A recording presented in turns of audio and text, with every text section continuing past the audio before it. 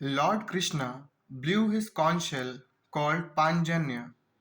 Arjun blew his the Devdatta, and Bhim, the voracious eater and performer of Herculean tasks, blew his terrific conch shell called Pondra.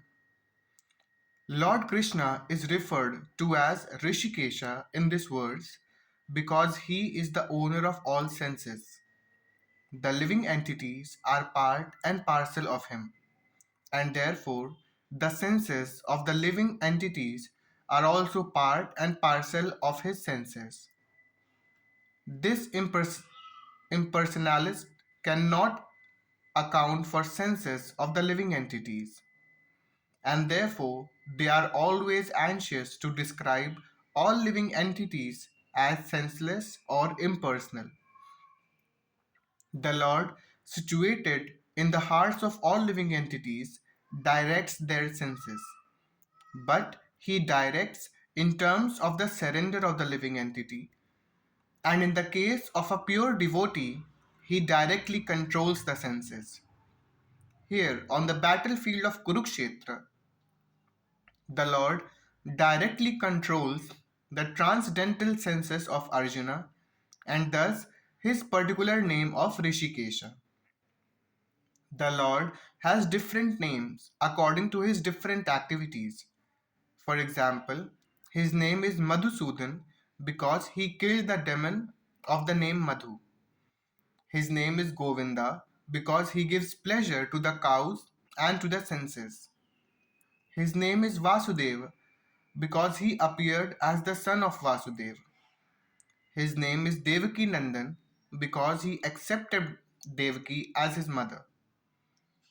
His name is Yashoda Nandan because he awarded his childhood pastimes to Yashoda at Vrindavan.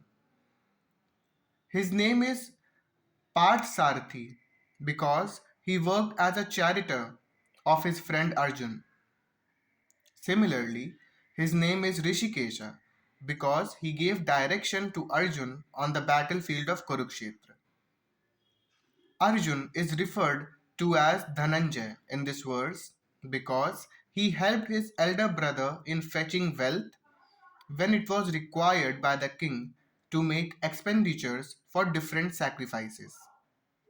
Similarly, Bhim is known as Vakodara because he could eat as ferociously as he could perform Herculean tasks such as killing the demon Hidimba.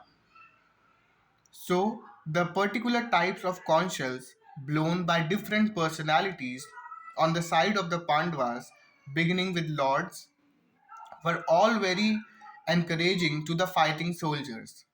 On the other side, there were no such credits, nor the presence of Lord Krishna, the Supreme Director, nor the Goddess of Fortune.